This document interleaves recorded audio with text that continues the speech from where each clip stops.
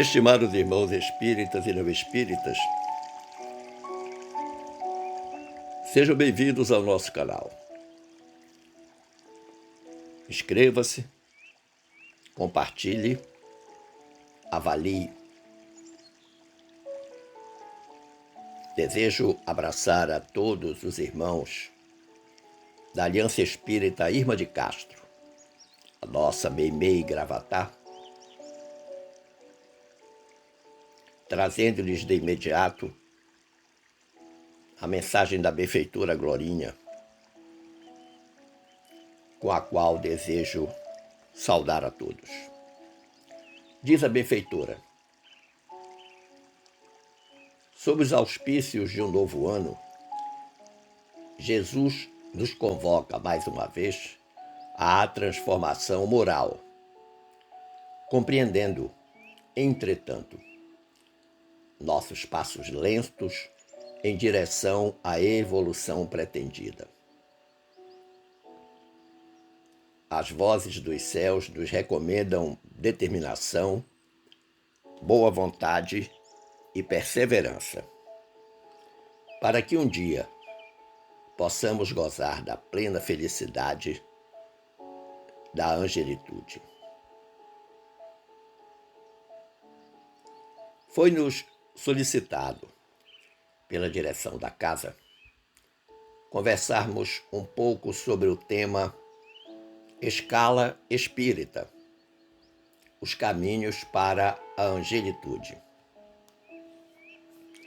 E como de praxe, buscamos uma base evangélica para dar sustentação à pesquisa e à composição desta reflexão. E a encontramos no Evangelho de João, capítulo 14, versículo 6, onde se lê: Eu sou o caminho, a verdade e a vida. Ninguém vai ao Pai senão por mim. Palavras de Jesus. Segundo os confrades Severino Celestino e Jorge Elahá, a frase correta seria: Eu sou o caminho da verdade e da vida.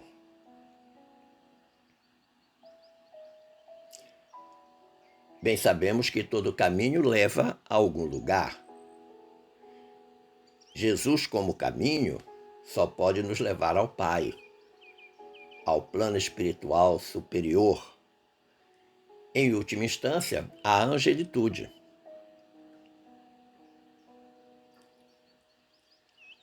Mas também devemos considerar, em se tratando de evolução, o versículo 9 do capítulo 6 da carta de Paulo aos Hebreus, quando o apóstolo dos gentios escreveu: Mas de vós, ó amados, esperamos coisas melhores. Isso significa dizer que todo aquele que tem o sentimento banhado pela luz da doutrina espírita, todo aquele que tem um sentimento banhado pela luz do Evangelho de Jesus,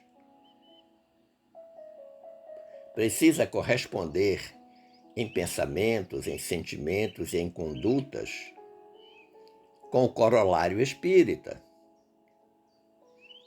que em última análise é o Evangelho do próprio Jesus em sua plenitude de aplicação. Da mesma forma que buscamos uma base evangélica, buscamos também uma base doutrinária.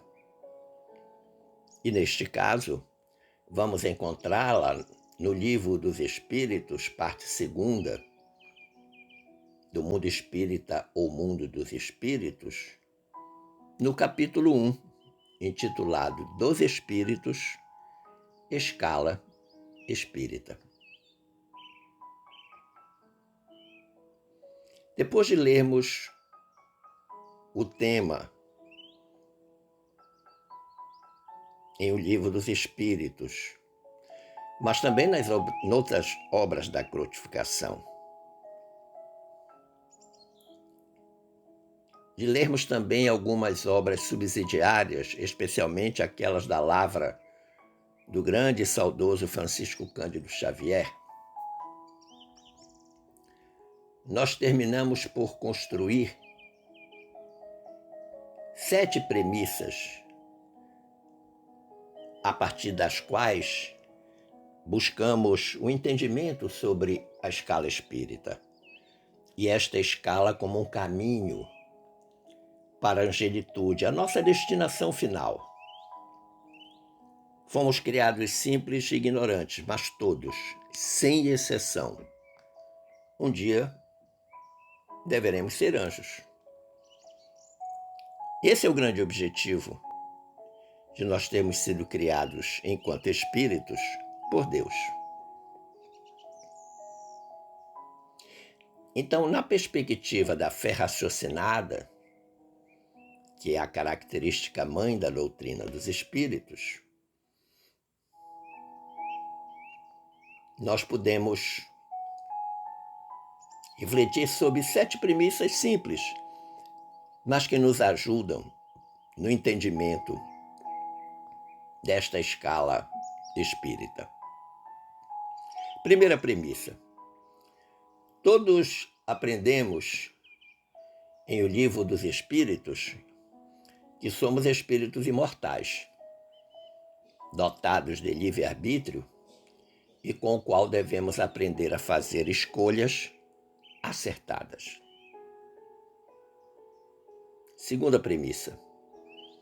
Todos sabemos através dessa doutrina que ninguém é criado puro ou iluminado, pronto e acabado em termos evolutivos. Não há nenhuma criatura no universo que seja privilegiada neste aspecto. Todos que compõem a humanidade universal são criados simples e ignorantes. Terceira premissa. A grandeza espiritual de cada ser é resultado de seu esforço, de sua perseverança e determinação, pelo uso correto das potencialidades de que cada um é dotado. Então, esforço, perseverança e determinação é uma trilogia importante na construção da grandeza espiritual de cada um de nós. Quarta premissa.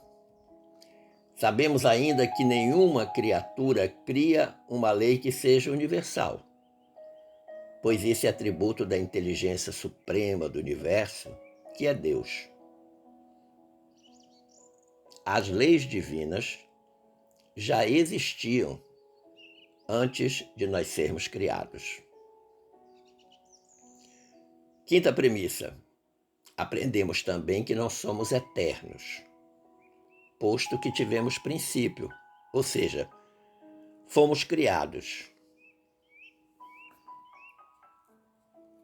Sexta premissa. Todos sabemos que a reencarnação é o mecanismo pedagógico, por excelência, para o aprimoramento do espírito. Então vamos sair lá daquela fase simples e ignorante até chegar à fase da angelitude, de ser anjo, tal como está na música da confreira Valda Cedícias. Um dia todos nós seremos anjos. E a sétima premissa. Nem sempre aquilo que o encarnado valoriza é devidamente valorizado pelo desencarnado. Por exemplo, o valor que damos ao corpo físico enquanto encarnado não tem nenhum significado para o desencarnado, que, aliás, não tem corpo físico, é apenas o espírito. O corpo material fica na Terra e nela dissolve-se. Outro exemplo é o empoderamento do encarnado em função daquilo que ele possui no campo material. Bens, recursos financeiros, poder político. Nada disso tem valor para o desencarnado. No plano espiritual, nada disso conta. Aliás, no plano espiritual só conta o esforço de renovação íntima e o bem praticado.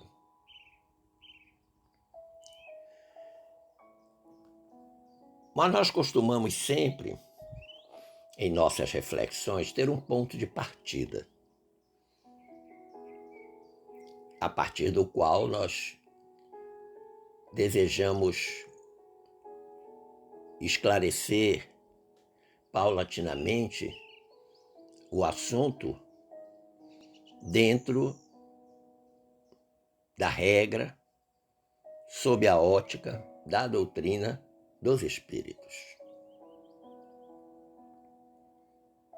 Não resta dúvida a ninguém que Deus criou todos os espíritos simples e ignorantes, isto é, sem nenhum saber. Mas deu potencialidades para que cada um conquistasse esse saber. A cada um de nós deu uma missão, com o fim de esclarecer-nos e de nos fazer chegar progressivamente à perfeição pelo conhecimento da verdade.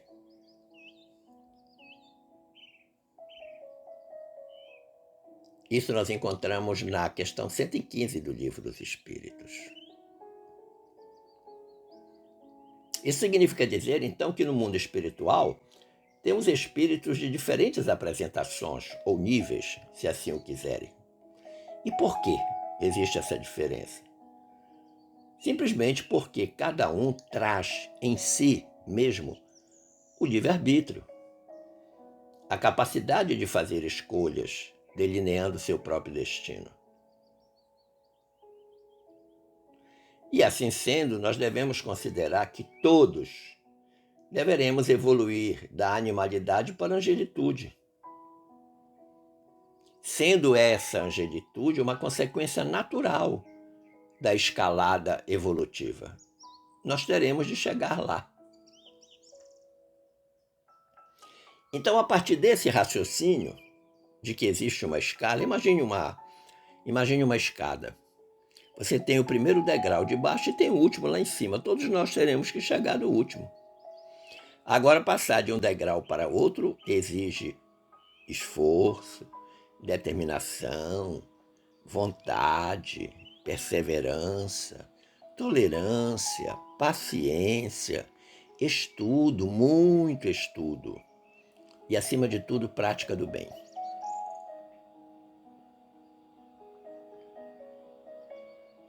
A partir então desse raciocínio foi criada uma escala espírita, uma classificação dada por Allan Kardec para melhor compreendermos o mundo espiritual. Na questão 100 do Livro dos Espíritos, o codificador Allan Kardec comenta: a classificação dos espíritos se baseia no grau de adiantamento deles, nas qualidades que já adquiriram e nas imperfeições de que terão ainda de despojar-se. Esta classificação, aliás, nada tem de absoluta. Apenas no seu conjunto, cada categoria apresenta caráter definido. De um grau a outro, a transição é insensível. E nos limites extremos, os matizes se apagam, como nos reinos da natureza, como nas cores do arco-íris, ou também como nos diferentes períodos da vida do homem. Esta classificação foi elaborada, ela não é definitiva nem absoluta, mas é a que melhor responde à intenção de Kardec de fazer esta classificação, apresentar as diferenças de cada classe. Mas o próprio codificador diz que a diferença de um grau para outro é muito insensível, é uma coisa muito pequena, muito tênue. E quando chega no limite da escala, os matizes se apagam. E ele dá um exemplo muito interessante, que é o das cores do arco-íris. Nas duas pontas do arco-íris, as cores estão praticamente desfeitas. A esse propósito da questão 100 do Livro dos Espíritos, o espírito Miramês, lá na obra Filosofia Espírita, faz um comentário interessante. Ele diz: sabemos que todos desejamos pertencer à classe dos puros espíritos.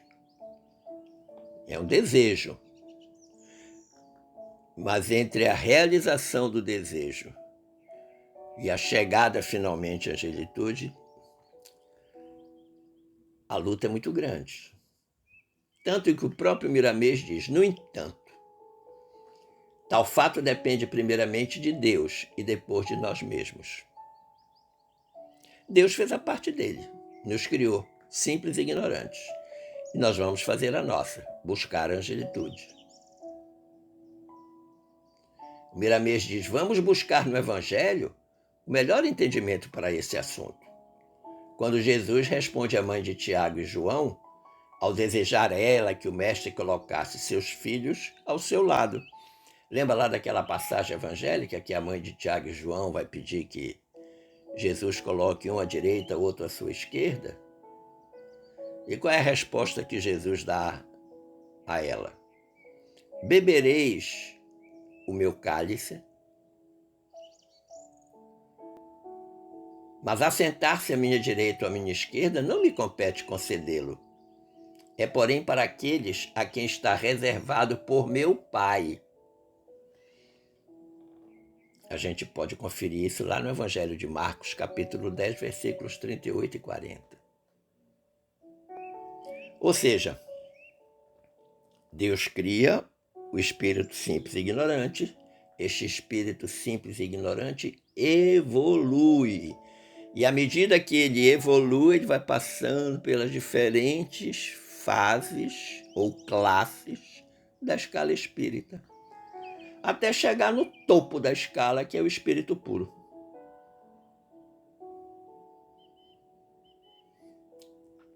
Jesus não queria, nem quis, nem fez, nem deu a ninguém privilégio de dizer: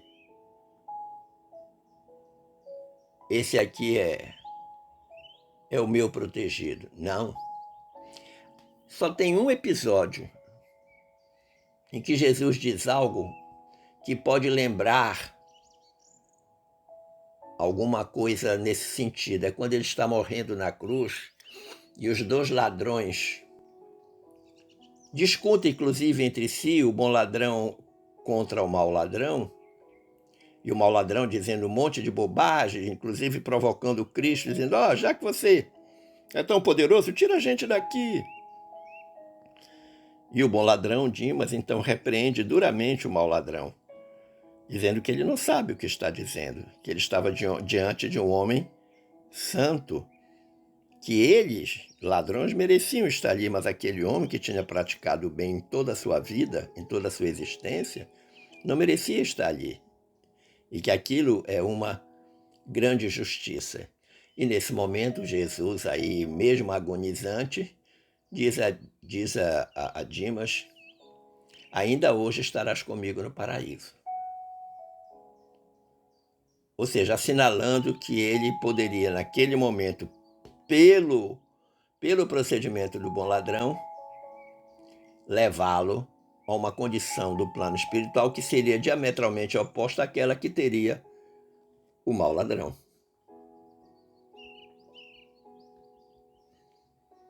Então, compreendamos que para sair do patamar de simples e ignorante para chegar à angelitude, isso implica em muito esforço do próprio espírito, que, recebendo a reencarnação como oportunidade de aprimoramento, vai galgando paulatinamente os degraus evolutivos dessa escala.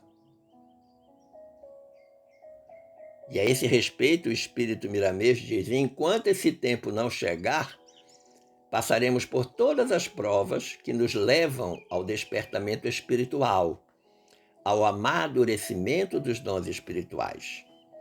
O que os espíritos puros podem fazer por nós é somente o que eles receberam dos que os antecederam na marcha para a luz. Exemplos de pureza, de honestidade, de amor e de caridade. Então, este quarteto mágico é fundamental neste processo da escalada evolutiva.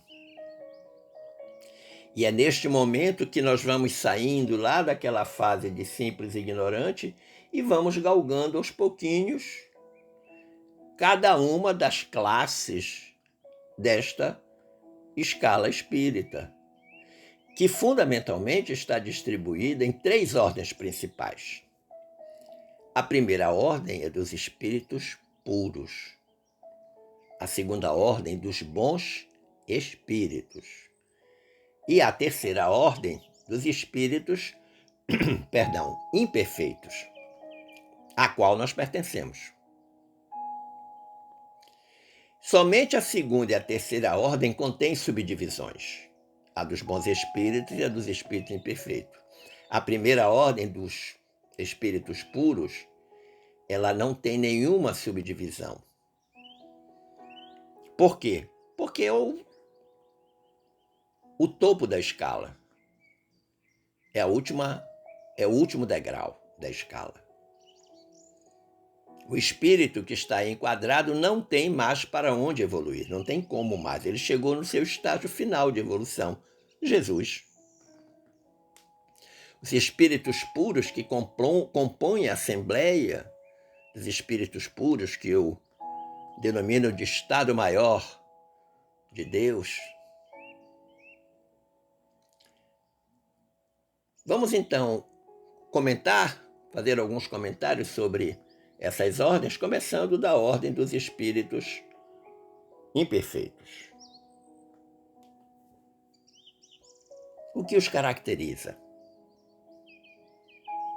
São espíritos com grande predominância da matéria sobre o lado espiritual, sobre o espírito. São espíritos propensos para o mal. São espíritos com grandes caracteres de ignorância, orgulho, egoísmo, de todas as paixões que são consequentes destas imperfeições. Eles até têm a intuição de Deus, mas não compreendem. Não conseguem compreender Deus. Mas há algo que precisa ser destacado nessa ordem dos espíritos imperfeitos. Nem todos os que estão nessa ordem são essencialmente maus. Em alguns, há mais leviandade, irreflexão e malícia do que verdadeiramente maldade. Porque eles são muito ignorantes, no sentido de ignorar, no sentido de desconhecer. O Espírito de Miramês, lá na obra Filosofia Espírita, ensina-nos que essa categoria é imensurável na Terra, ou seja, a maioria dos espíritos da Terra são imperfeitos. Mas ele faz uma chamada de atenção muito pertinente em relação a esse termo imperfeito. Miramês diz assim: a palavra imperfeição é usada por limitação de nosso vocabulário, em se tratando dessa modalidade de espíritos. Porque Deus, sendo perfeito, não iria fazer algo imperfeito.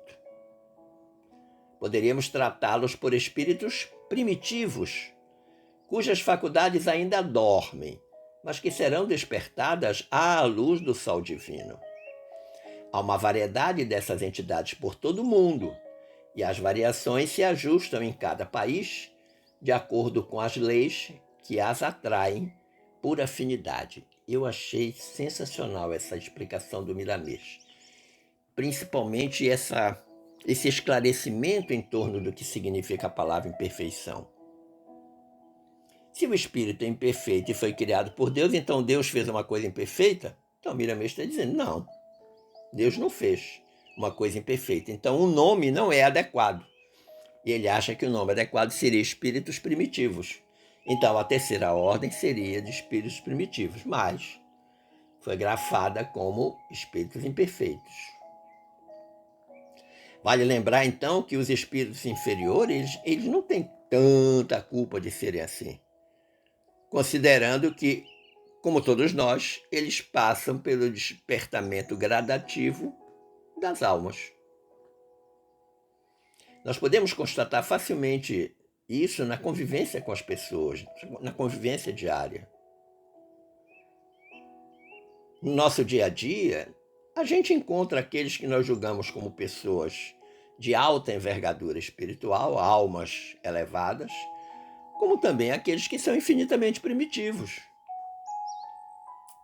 Nós encontramos, convivemos com pessoas dessa natureza, que mostra exatamente esse desnível que existe entre as diferentes ordens dos espíritos e as classes e subclasses que cada ordem comporta, à exceção da primeira, que não tem subdivisão, a dos espíritos puros. Vamos lembrar, também, que apesar da profunda influência dos espíritos trevosos sobre a Terra, eles só conseguirão os seus intentos se nós dermos passividade a eles através do pensamento.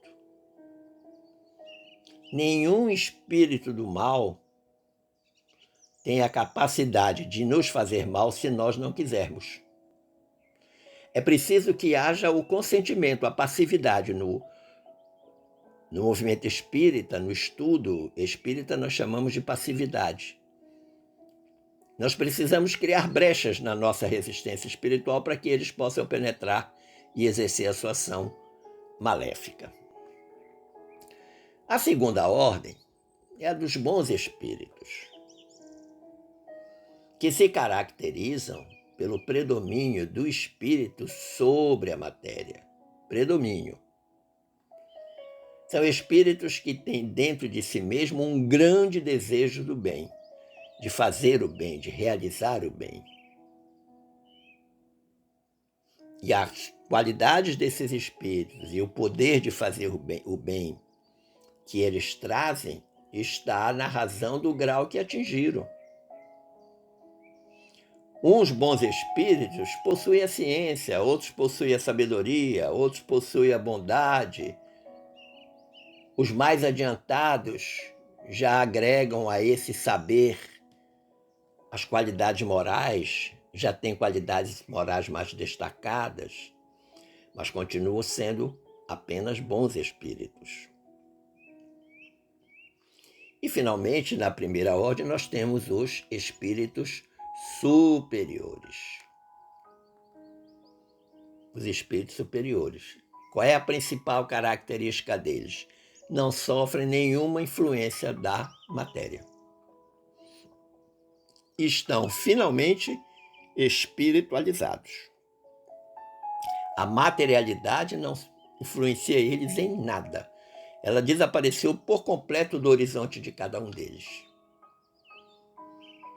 Se caracterizam por uma superioridade intelectual e moral absoluta em relação aos espíritos das outras ordens, dos bons espíritos e dos espíritos imperfeitos. Os espíritos superiores percorreram todos os graus da escala espírita.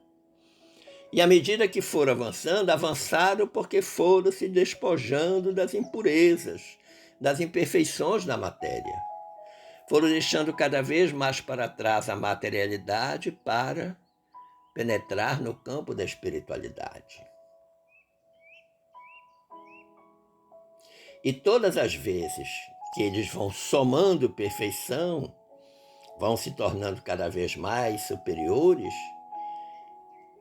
eles deixam de ter a necessidade de sofrer provas e expiações. Já pensou que espetacular? O Espírito Jesus, 40 mil anos para chegar à condição de espírito puro.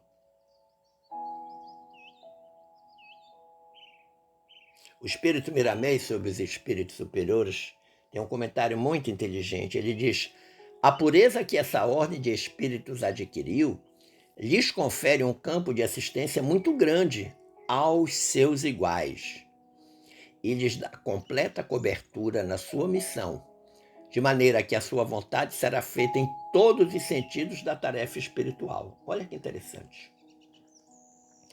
Eles podem praticamente tudo. São espíritos altamente missionários. Eles coordenam outros espíritos, falanges imensas de bons espíritos, que estão aí ajudando a todos nós, universo afora. Agora, como eu disse, essa classificação, ela contém uma série de subdivisões. Uma série de subdivisões. Por exemplo,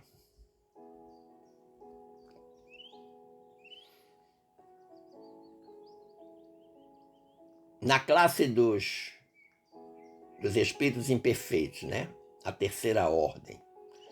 A terceira ordem comporta 5 classes de espíritos. A mais inferior, que é a 10ª classe, perdão, é a dos espíritos impuros. A 9ª classe dos espíritos levianos. A 8ª classe dos espíritos pseudo-sábios. A 7ª classe dos espíritos neutros. A 6ª classe dos espíritos batedores e perturbadores. Você deve imaginar que é uma pirâmide, em que na base está a grande maioria e no cume os espíritos da primeira classe, os espíritos puros. A segunda ordem é a dos espíritos bons.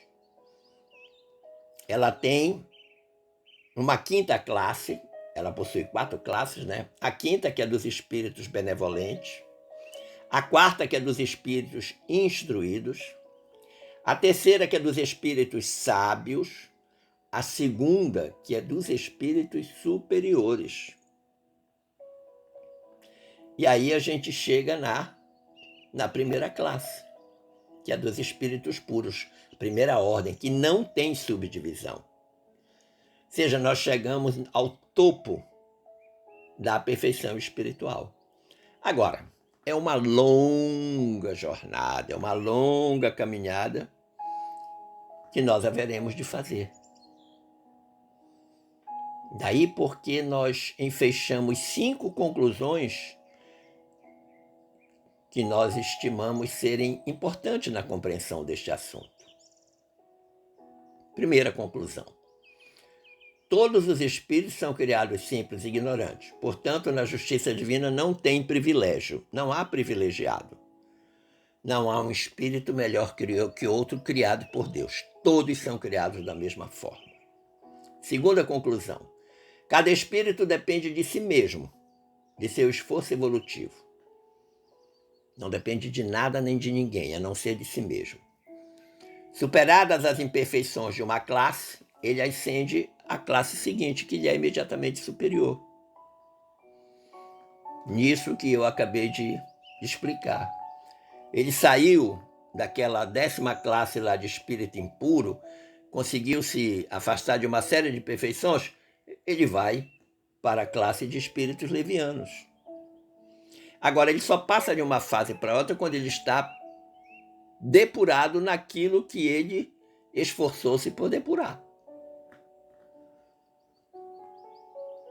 Ele não pode estar fazendo migração, sai da 10ª para a 9ª, volta da 9ª para a 10ª. Ele só passa quando está devidamente habilitado para chegar à classe seguinte. Por isso que a terceira conclusão é: nenhum espírito permanecerá perpetuamente na mesma ordem. Todos evoluirão, mas a velocidade de evolução depende de cada um. Então anime-se, um dia você será espírito puro. Só depende de você, a velocidade de transição é sua. Quarta conclusão: nenhum espírito retrograda na escala evolutiva. Tudo que conquista na escala do bem é seu patrimônio. Ele não pode estar lá na segunda ordem e de repente despencar para a terceira, lá para a 10ª classe. Não. Tudo que ele conquista é patrimônio. Tudo que ele conquista em quê? Na prática do bem. Na caridade. No esforço do estudo. Isso é que é importante. E a quinta conclusão é que a palavra-chave na evolução espiritual é livre-arbítrio. Portanto, não depende de nada nem de ninguém, a não ser de você mesmo, de mim mesmo, de cada um de nós. As escolhas que fazemos determinam o nosso progresso espiritual. Agora, teremos escolhas mais acertadas se estudarmos mais, se aplicarmos mais o Evangelho em nossa vida, se nos esforçarmos por depurar logo as pequenas imperfeições até adquirirmos robustez para enfrentar as grandes imperfeições e tirá-las da nossa vida. O que mais nos anima é que um dia todos nós seremos anjos. Agradecendo o carinho da atenção e das boas vibrações dispensadas, eu desejo que fiquemos todos em paz com Jesus. Um forte abraço.